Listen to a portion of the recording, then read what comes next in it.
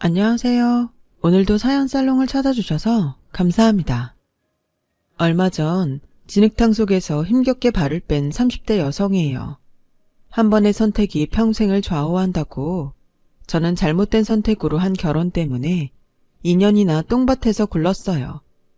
막장 씨월드에서 더러운 꼴도 보고 자존심도 수없이 짓밟히며 살았거든요. 그래도 이혼을 할 수 없었던 건 제 아들만큼은 저와 같은 아픔을 겪게 하고 싶지 않았기 때문이에요. 저는 이혼 가정에서 자랐거든요. 저희 부모님은 제가 10살이 되던 해 이혼을 하셨어요.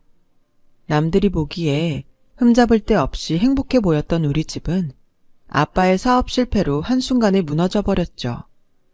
그날 저는 점심때 먹은 급식이 잘못됐는지 몸 상태가 좋지 않아서 학원 수업도 빼먹고 집으로 향했어요. 그 바람에 엄마랑 아빠가 싸우는 모습을 목격하게 된 거예요. 온 집안엔 빨간 차압딱지가 붙어 있었고 아빠는 울면서 무슨 수를 써서라도 내 가족은 지켜내겠다며 엄마한테 매달리고 있더라고요. 엄마는 그런 아빠를 매몰차게 떠밀며 짐가방을 싸고 있었죠. 막 짐가방을 들고 안방에서 나오던 엄마는 저를 보자 놀란 기색이었어요. 잠시 어쩌지도 못하고 제 눈치를 살피다 제 손을 잡으며 그러더군요. 아연아, 비록 엄마가 아빠랑 이혼은 하지만 그렇다고 달라지는 건 없어. 엄마는 여전히 아연이 엄마니까. 엄마가 자리 잡으면 꼭 데리러 올 테니까 그동안 아빠 말 잘 듣고 있어. 엄마가 아연이 사랑하는 거 알지? 사랑한다고? 나를 사랑한다는 사람이 어떻게 날 버리고 가? 거짓말쟁이. 차라리 제가 귀찮아서 못 데려간다고 했다면 믿었을 거예요. 돈 때문에 자식까지 버리고 가는 사람이 가증스럽게 되도 않는 사랑 타령은 하지 말았어야죠. 적어도 엄마라면 그러면 안 되죠. 그래서 저를 끌어안으려는 엄마를 뿌리치고 방으로 들어갔어요. 애초에 기대조차 하지 말자 생각했지만 그래도 어쩌면 엄마가 오지 않을까 하는 기대를 했던 것도 사실이에요. 하지만 헛된 희망은 결국 엄마에 대한 증오만 더욱 증폭시키고 말았죠. 엄마는 저를 데리러 오지 않았거든요. 엄마한테 버림받은 저는 아빠와 단 둘이 살게 되었어요. 하루아침에 전 재산을 다 잃고 엄청난 빚까지 떠안게 된 아빠는 저를 데리고 야반도주를 했어요. 하지만 아무리 먼 곳으로 도망을 쳐도 빚쟁이들은 귀신같이 알고 찾아오더군요. 심지어 제가 다니던 학교까지 찾아와 저를 뒤쫓아 저희 집까지 오기도 했죠. 그제야 아빠는 도망치는 것만이 능사가 아니란 걸 깨달았어요. 그래서 얼마나 걸릴지 모르지만 조금씩이라도 돈을 갚겠다고 약속을 했고 약속을 지키려 밤낮 없이 일을 했어요. 어린 눈에도 아빠가 가엾고 불쌍해 보일 정도였죠. 그래서 전 어리광을 부릴 수 없었어요. 아빠한테는 제 걱정 말고도 처리할 문제가 잔뜩 쌓여 있었으니까요. 부모의 보살핌 속에 자라야 할 나이에 집안 걱정을 해야 했던 저는 덕분에 일찍 철이 들어버렸죠. 굳이 몰라도 되는 것들을 너무도 일찍 알아버렸으니까요.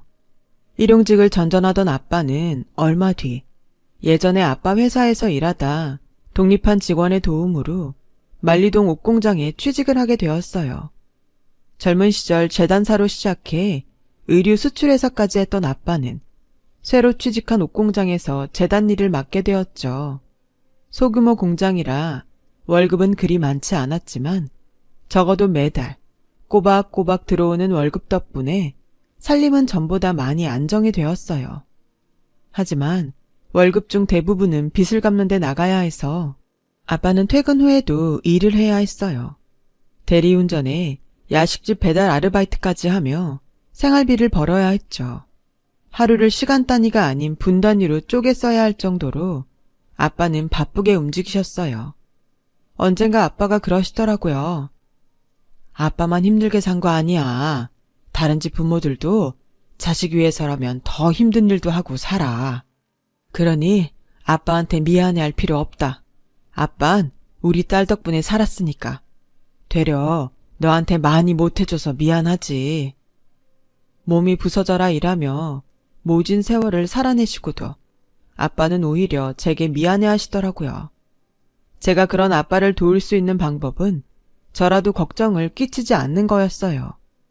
그래서 누가 하라고 한 것도 아닌데 집안일을 도맡아 하게 되었죠. 제 또래 친구들이 밖에서 뛰어놀 때 저는 전기밥통과 세탁기 사용법을 익혔고 라면을 끓이고 김치볶음밥을 만들기까지 몇 달이 걸렸지만 그래도 결국 해낼 수 있었죠. 아빠는 이 맛도 저 맛도 아닌 어린 딸내미 음식을 언제나 엄지손가락을 치켜 세워주며 맛있게 드셨어요. 비록 엄마는 저와 아빠를 버리고 도망쳤지만 우리 부녀는 서로에게 의지하며 힘든 나날을 버텨냈어요. 어지간한 음식은 척척 해낼 수 있는 나이가 됐을 때 제 꿈은 하루빨리 직장에 취직해서 제 손으로 돈을 버는 거였어요. 그래서 실업계 고등학교에 들어가 또래들보다 일찍 사회생활을 하기로 마음먹었죠. 고3 실습생 신분일 땐 말도 안 되는 월급을 받고 일을 시작했지만 졸업 후 정직원으로 취직을 하고부터는 온전한 월급을 받을 수 있었어요. 제 월급으로 우리 집 생활비를 충당할 수 있을 정도였죠. 그렇게 들어간 회사에서 저는 난생 처음 남자를 사귀게 되었어요. 사내 비밀 연애를 5년이나 했지만 제가 결혼 얘기를 꺼내니 부담스럽다며 이별 통보를 하더라고요. 그것도 문자로 말이죠. 알고 보니 그동안 집안 좋은 여자랑 1년 넘게 양다리를 걸쳐왔더라고요. 글쎄, 그 인간이 저랑 헤어진 지 일주일도 안 돼서 회사에 청첩장을 돌리고 있지 뭐예요. 너무 화가 나서 탕비실로 끌고 가 따졌더니 당당하게 그러더군요. 결혼은 둘만 좋다고 되는 게 아니야.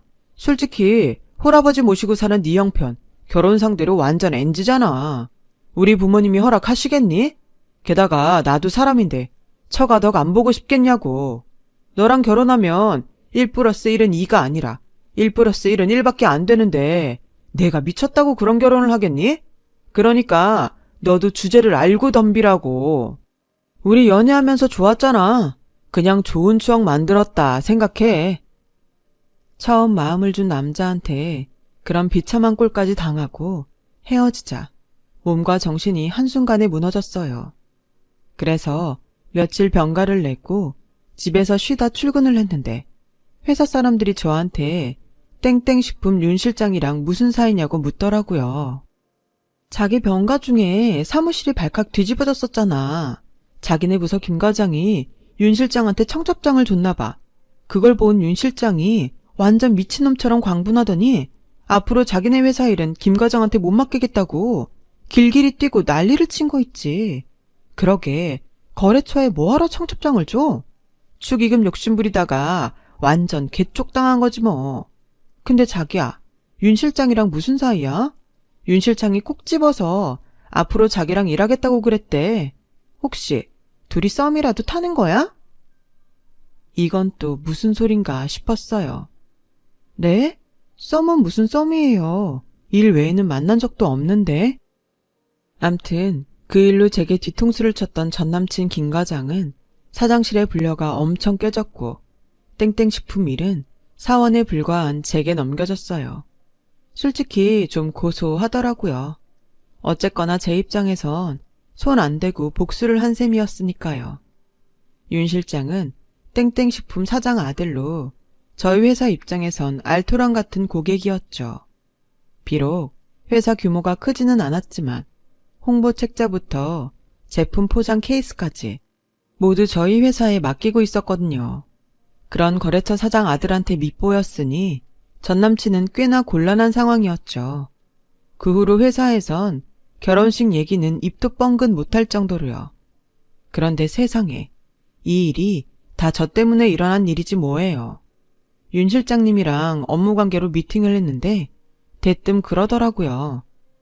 아연씨, 이제 속 좀 시원해요. 내가 김 과장한테 복수해줬잖아요. 두 사람 그동안 사귀었던 거 알아요. 내가 회사 근처에서 몇 번 봤거든요. 처음엔 청첩장을 보고 아연씨랑 결혼하는 줄 알았는데 다른 사람이더라고요. 순간 빡이 도는데 와, 내가 이래봬도 한정의하거든요. 같은 남자로서 난 그런 인간들 정말 혐오해요. 사람이 의리가 있어야지. 어때요? 고맙죠? 고마우면 언제 밥 한번 사요? 그날 이후 윤 실장님과 저는 업무 외에 따로 만나 종종 밥도 먹고 술자리도 가지면서 이런저런 얘기를 했어요. 대개는 저의 실한 상담이었죠.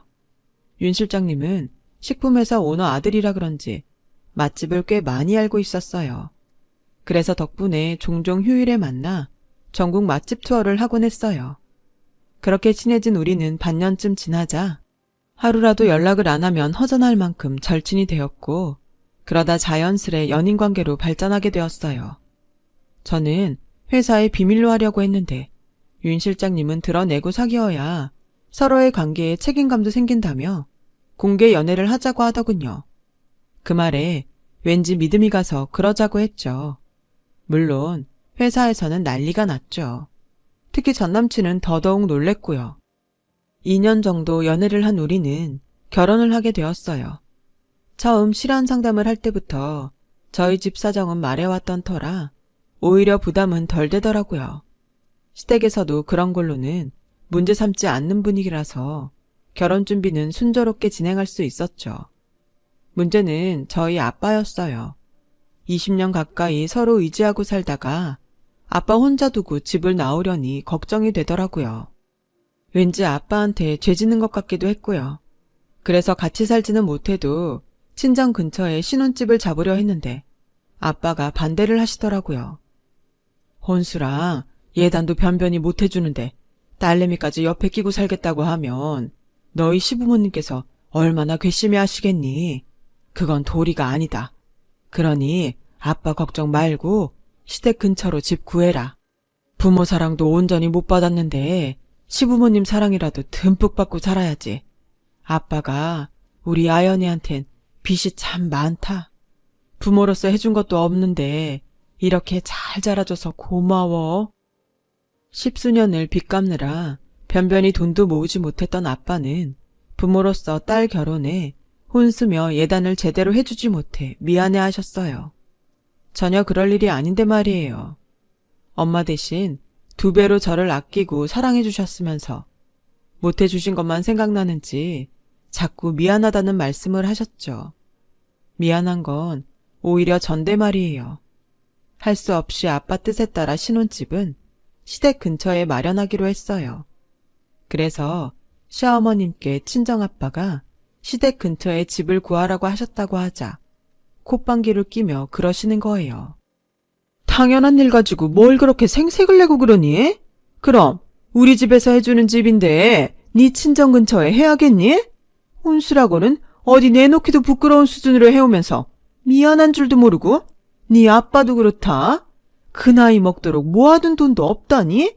내가 말 않고 가만히 있으려고 했는데 주변의 며느리들인 친구들 보니 혈압이 올라서 잠이 다 안 오더라. 남들은 시어머니 쓰라고 밍크며 명품백에 심지어 다이아 반지까지 해온다는데 이건 뭐. 말을 말자. 말해봐야 내 입만 아프지. 암튼 내가 많이 참고 있다는 것만 알아둬. 괜히 신경 건드리지 말고. 막상 결혼 날짜가 다가오니 그동안 몰랐던 시어머니 모습이 점점 나오기 시작했어요. 그동안 저희 집 사정을 이해해 주신 게 아니라 벼르고 있었던 거예요. 그것도 모르고 고마워했네요. 그런데 그게 끝이 아니에요. 한술 더 뜨는 시누이가 있었거든요. 언니, 내 거는 뭐 해줄 거예요? 친구들 보니까 새언니한테 다들 샤넬백 정도는 받는다던데 언니는 뭐로 준비했어요? 아직 준비 안 했으면 샤넬 말고 에르메스로 해주면 안 돼요? 기왕 해주는 거 폼 좀 나게 해줘요. 네? 새언니. 정신 빠진 시누이 말에 숨이 턱 막히더라고요. 그러자 그런 제 모습을 본 남편이 대신 나서주었어요. 이 기집애가 미쳤나? 야, 네 백을 누구 보고 사달래? 갖고 싶으면 네가 용돈 모아서 사. 한 번만 더 그딴 소리 해봐. 가만 안 둘 줄 알아? 그러자 시누이는 입을 삐죽거리며 자리를 박차고 자기 방으로 들어갔어요. 남편은 신경 쓰지 말라면서 저를 다독여 주었지만 그런다고 신경을 안 쓸 순 없었어요. 자꾸 이 결혼을 해야 하나 말아야 하나 고민이 되더라고요.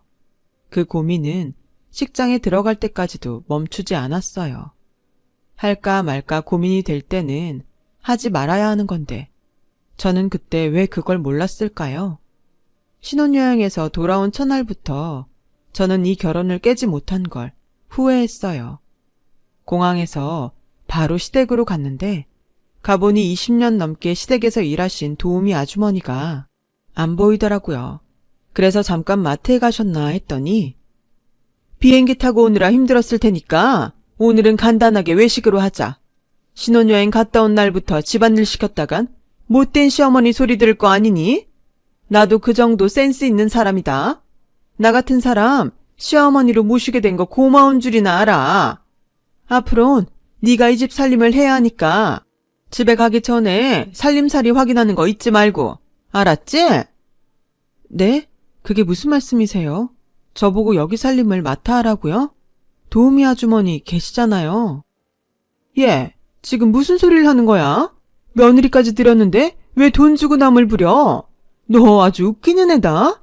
돈도 없는 집구석에서 자란 주제에 어쩜 그렇게 돈 쓸 궁리만 해? 너 우리 집 살림을 거덜낼 짝정이니? 아니면 돈 없이 산 한풀이 하려고 내 아들 꼬셔 시집 온 거야? 암튼 출근 전에 와서 아침 차리고 퇴근하는 대로 와서 저녁 차려. 네 친정에서 제대로 배우고 오내면 내가 이러니? 보고 배운 게 없으니 나라도 가르쳐야 할 거 아니니? 네 친정에서야 어쩌고 살았는지 몰라도 우리 집은 예와 법도를 중시하는 집이니 명심해. 시어머니는 말끝마다 저의 친정 탓을 하셨어요. 그냥 제가 가풍 익히도록 가르치려고 그런다고 하시면 될걸. 꼭 사람 가슴에 비수 꼽는 말로 하시곤 했죠. 말이 아다르고 어다르다고 같은 말도 꼭 사람 기쁜 나쁜 말만 골라 하시는 것처럼요. 싫어도 할 수 없다. 네가 워낙 보고 배운 게 없으니 나라도 가르쳐야지. 칼질이며 채로 손질이며 네가 뭘 알겠니? 아휴, 늦음하게 웬 고생인지. 따지고 보면 너 며느리로 들이고 제일 피해본 건 나다. 네가 멀쩡한 가정에서 태어났다면 널 가르칠 이유가 있겠니? 네 친정엄마가 쌓은 똥을 내가 치우는 셈이지 뭐. 안 그러니? 누가 보면 대장금 시어머니 모시고 사는 줄 알겠지만 솔직히 저희 시어머니 음식 못하세요. 시집와서 지금까지 주방일은 도우미 아주머니가 다 해오셨거든요. 칼질도 그렇고 파다듬는 것조차도 제대로 못하시는 분이 저희 친정까지 들먹이며 한 소리 하시는데 때때로 참기 힘들 정도였어요. 저한테는 집안 살림은 친정 엄마한테 배워왔어야 하는 거라고 훈계를 하시면서 정작 당신 딸은 손에 물 한 방울 못 묻히게 하셨어요. 언젠가 대학원에 다니는 시누이가 출출하다며 주방에서 라면을 끓였는데 그걸 본 시어머니가 그렇게 화를 내시더라고요. 네가 그런 걸 왜 해? 네 올케한테 끓여달라 그럴 일이지. 주방일 해버릇하면 결혼해서도 평생 손에서 물 마를 날이 없는 거야. 애초에 손을 대지 말아야지. 넌 사람 부리고 살면 되니까. 주방엔 얼씬도 하지 마. 필요한 거 있으면 네 올케 시키고. 알았어? 내 새끼 귀하면 남의 새끼도 귀한 법인데 시어머니는 전혀 그렇게 생각 안 는다는 게 문제였죠. 회사 일에 저희 집 살림, 거기다 시댁 살림살이까지 도맡아 하려니까 몸이 열이라도 모자랄 판이었어요. 남편이라도 좀 도와주면 좋으련만 결혼 전엔 그렇게 다정하던 남편이 결혼을 하고 나니 완전 딴 사람이 돼버렸지 뭐예요. 집안일에는 손도 안 대요. 집에 오면 그놈의 쇼파랑 합의일체가 되어선 떨어질 줄을 모른다니까요. 쓰레기 봉투 하나 버리고 오라고 하면 말로만 알았어. 그러지 한 번도 직접 들고 나가는 일이 없어요.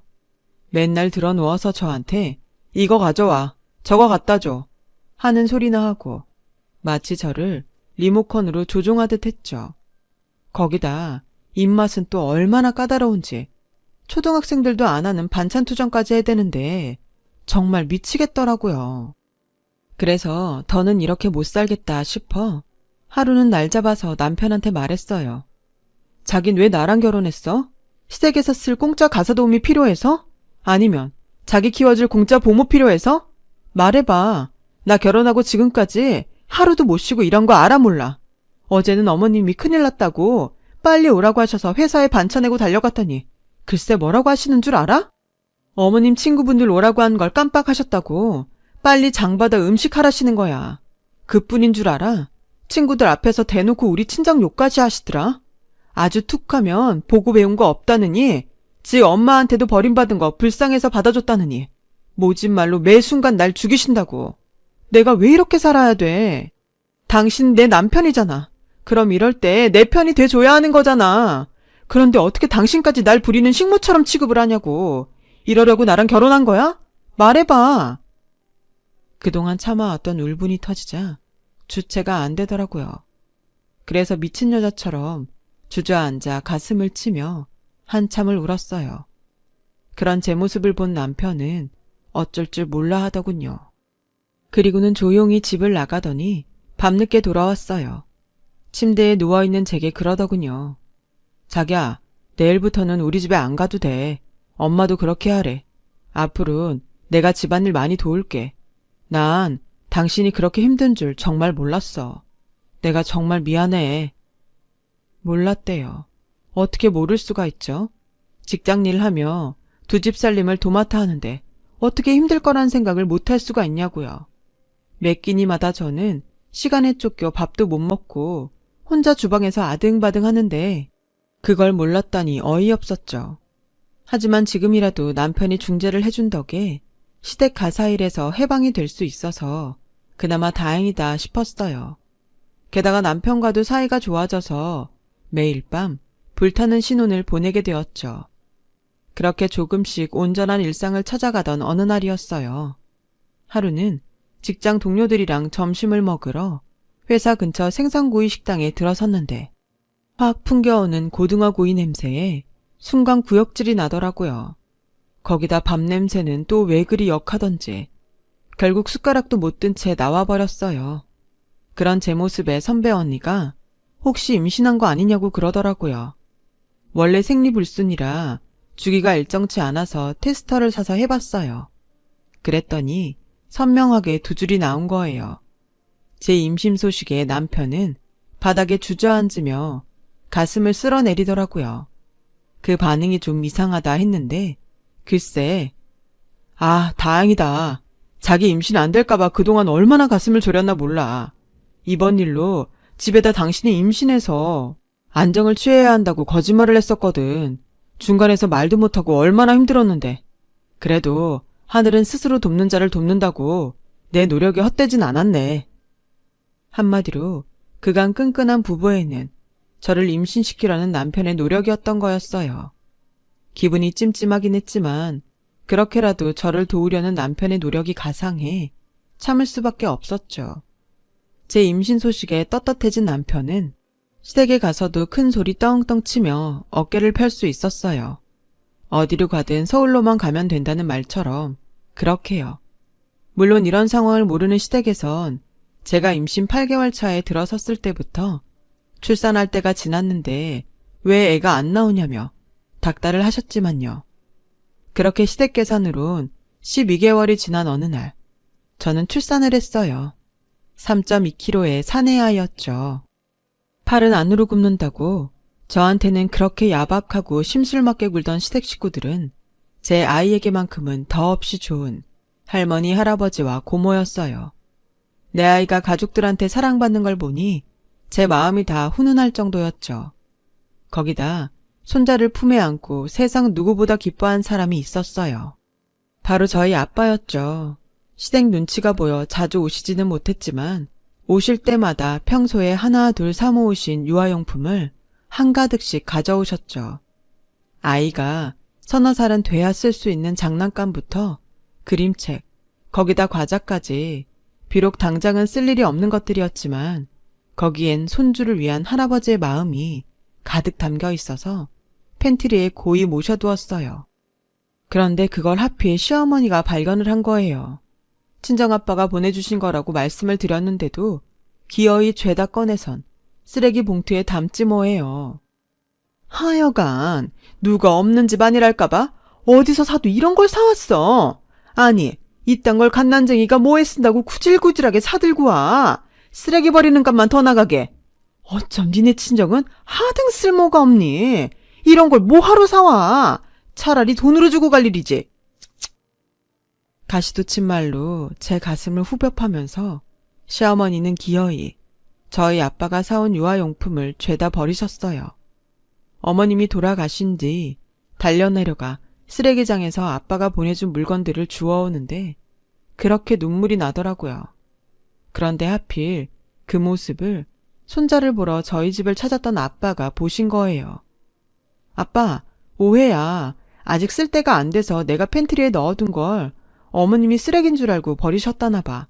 내가 진작에 말씀드려야 했는데 깜빡 잠이 드는 바람에 못했거든.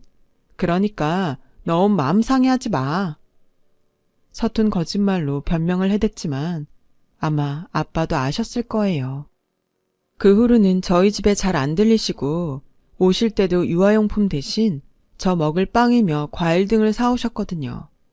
아빠에 대한 미안함이 내내 가슴에 걸려 있었지만 해보지 않은 육아를 하다 보니 몸도 마음도 지쳐서 그 일은 점점 잊어버리고 말았어요.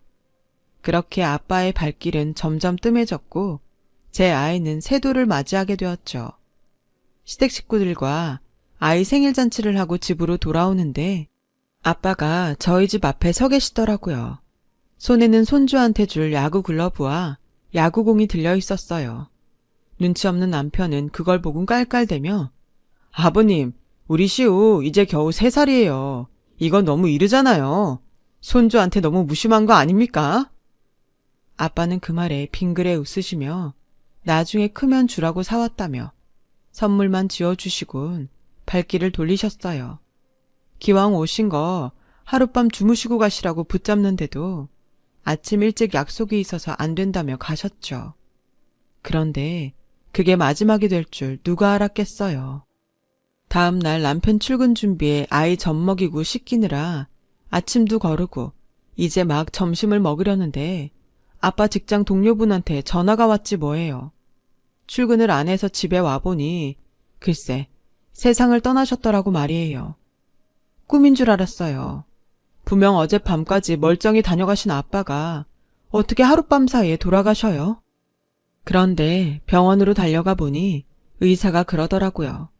대장암 진단을 받은 지 꽤 되셨는데 몰랐었냐고요. 이미 손 쓸 수 없는 상태라 집에서 마지막 정리를 하시겠다고 했었다고요. 그때야 알았어요. 아빠가 마지막으로 저와 손자를 보러 오셨다는 걸요. 상복을 입고 아빠 빈소를 지키는데 영정사진 속 아빠를 보니 아빠한테 너무 미안해서 눈물만 나더라고요. 혼자서 빚 갚으랴 어린 딸 돌보랴. 정작 당신 몸은 챙기지도 못하고 고생만 하다 가신 아빠가 가여워서 가슴이 찢어지는 것 같았어요.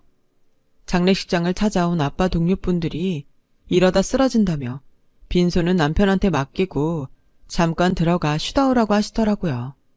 그런데 조금 전까지 옆에서 상주 노릇을 하던 남편이 보이지 않는 거예요.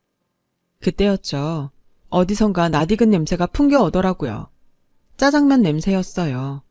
장례식장에서 그 냄새가 날 리가 없는데 웬일인가 싶었죠. 그래서 냄새를 따라가 봤는데 글쎄 남편과 시댁 식구들이 모여 앉아 짜장면에 탕수육까지 시켜 먹고 있지 뭐예요. 거기다 시아버지는 저를 보자 대뜸 이러는 거예요. 아가, 여기 빼갈은 없냐? 중국 음식엔 빼갈을 먹어야 하는데 주문하는 걸 깜빡했다. 뭐요? 빼갈이요? 아버님, 지금 중국집에 식사하러 오셨어요? 어떻게 사돈 장례식장에 와서 빼갈을 찾아요? 게다가 짜장면에 탕수육까지 시켜 드시고 어쩜 이럴 수가 있어요? 그러자 남편이 정색하며 그러더군요. 자기야, 왜 그렇게 화를 내? 죽은 사람은 죽은 사람이고 산 사람은 살아야 할 거 아냐. 자기도 알잖아. 나 입맛 까다로운 거. 여기 음식은 도저히 젓가락을 댈 수가 없을 정도라고. 그래서 엄마가 나 생각해서 시켜준 건데 이게 그렇게 화낼 일이야? 진작부터 느끼고 있었는데 당신은 분노 조절이 잘 안 되는 것 같아. 자기 혹시 분노 조절 장애 아니야?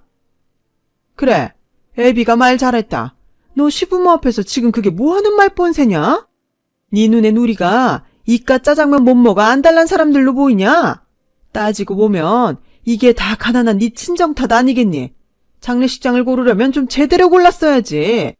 어디서 이런 싸구려로 골라선 내 아들 배를 골려.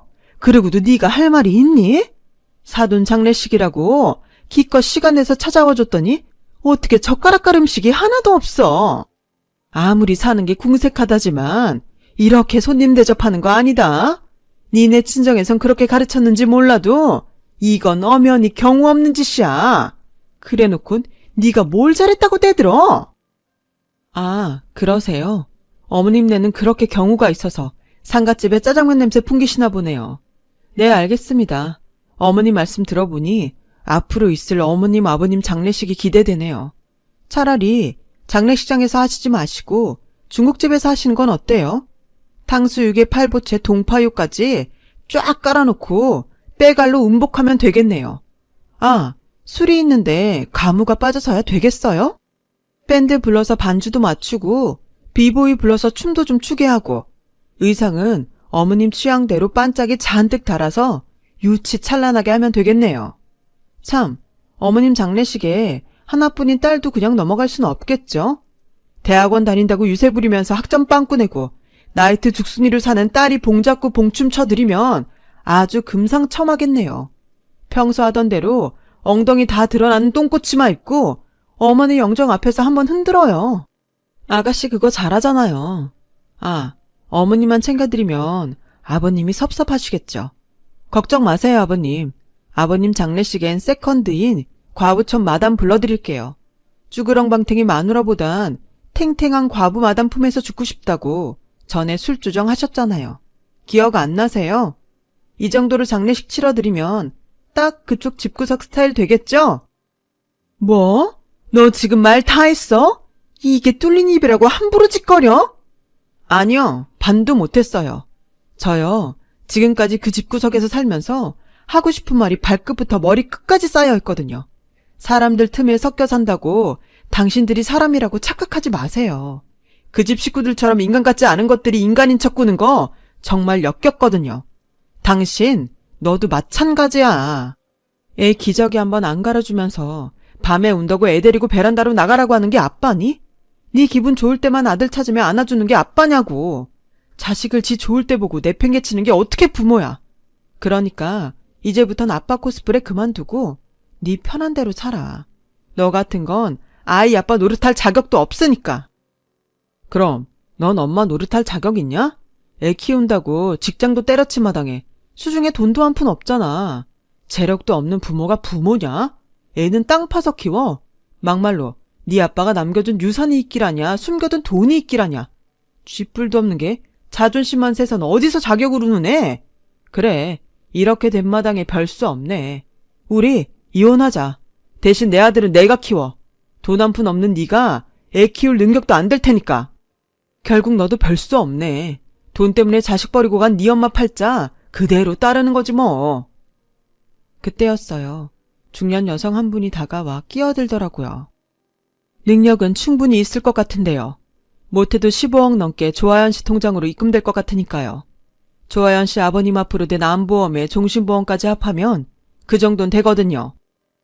아빠가 든 보험의 담당 설계사라는 분의 말에 남편과 시댁 식구들은 얼굴이 하얗게 질려버렸어요.